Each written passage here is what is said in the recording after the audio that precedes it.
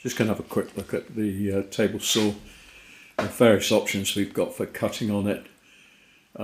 Now, these coffee table ends that we've been working on, I've just dimensioned those, and well, I haven't finished doing that. I'm just going to carry on with that now, but I've used the table saw sled for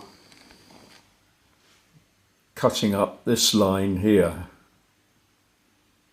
So I've just cross-cut this 2-inch oak here using the sled, and it's a very good way of doing it.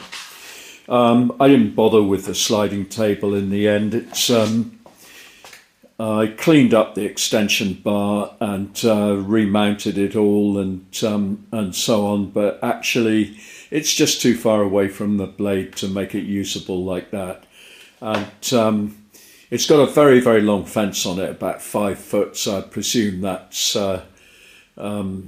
well, you know, I think this table actually is a bit small for dimensioning big sheets of 4x8 sheets of composite materials, so I don't know that I would ever use it. I would immediately go for a rail saw when I'm cutting up large sheets, and this would have a use, but I haven't found one for it yet, so I just never actually bothered with it. And I can't use the extension table on the other side of the saw because of the size of the workshop, so I'm sort of limited to what I've got on top of the saw, really, which has been great, and I must say I love this saw. It's really nice to have a proper dimensioning saw after years and years of having sort of sight machinery that's very lightweight and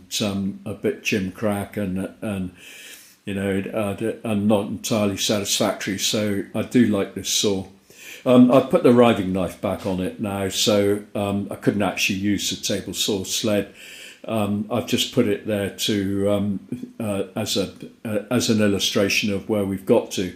So now the fence is back on it, and we have to cut these pieces of oak to width.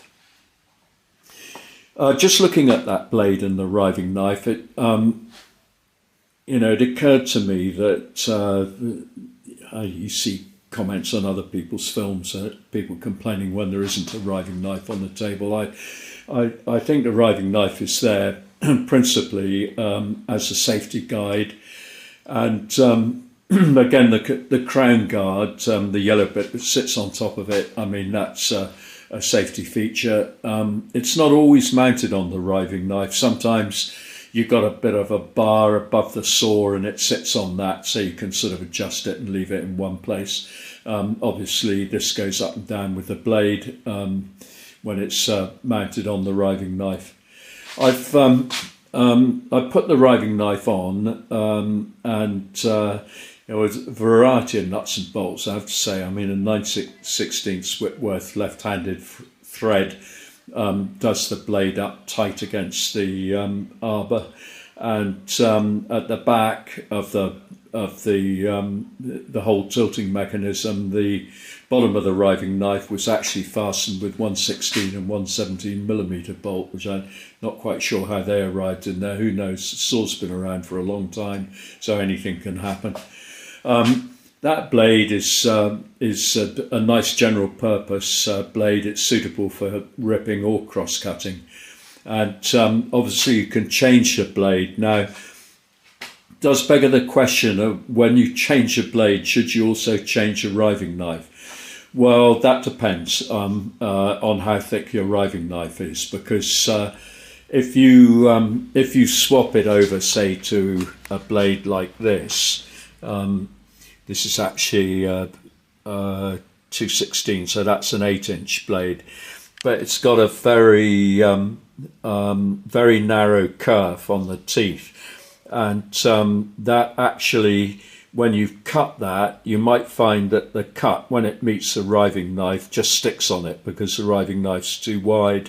and that's something that you need to look out for. So if you do check the if you do change the blade, just look out and check first of all that the cut that you're making is actually going to clear the riving knife. Otherwise, you may have a problem with it. There are a variety of different blades you can put in saws. Now, I just wanted to say this Evolution blade is too small to go on any of the sliding miter saws that I've got. I think this is really for a handheld saw, and I would be very loath to cut this sort of material that it's with a handheld saw.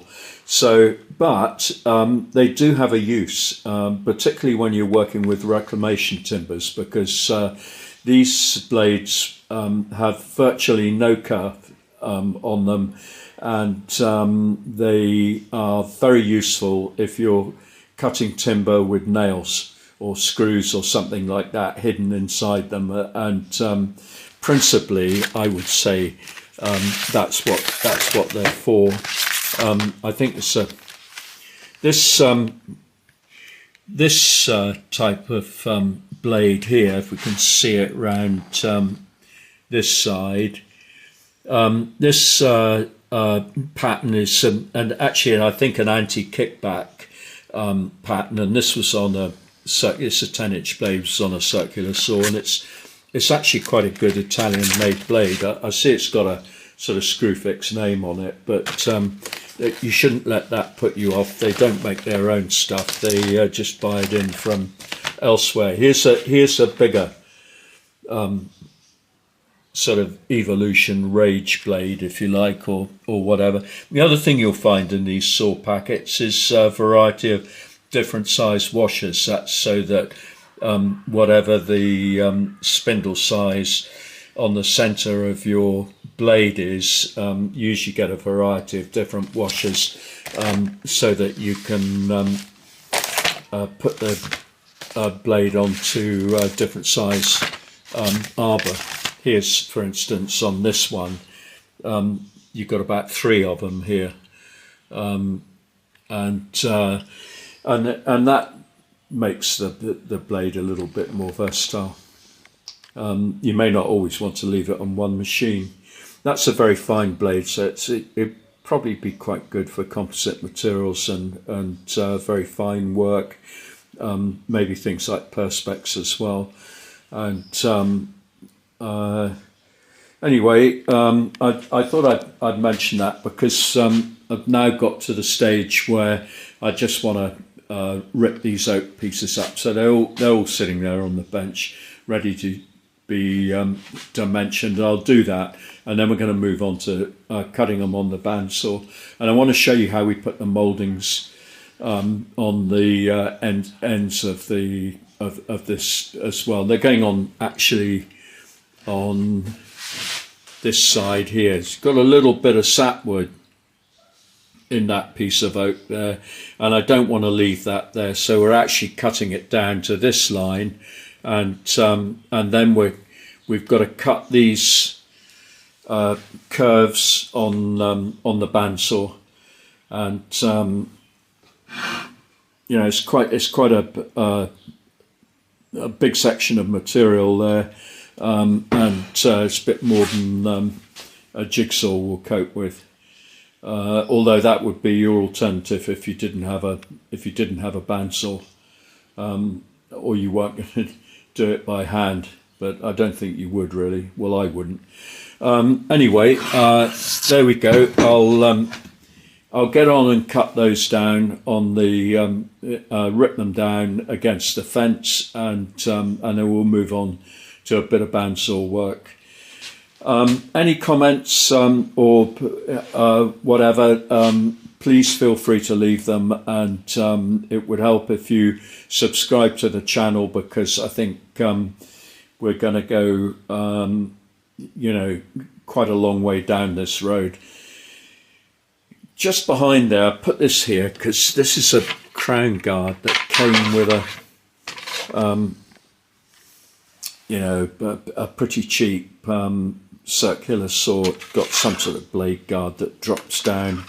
It's upside down actually, should be that way around, and it appears to have something that could pass for dust extraction there. That's normally what those holes are for. It looks like I've never used this, and to be honest, I got a horror of that very brittle plastic. I don't like it in push sticks, and I don't like it in crown guards, and it's held together, of course, with metal screws. So if a blade does come in contact with it, I always think they're going to shatter, and really, so that's why it's never been used. And I just put that to one side. I don't know, it's probably been there for years. Okay, anyway, there we are, just a quick one, and we'll move on to a bit of bandsaw work.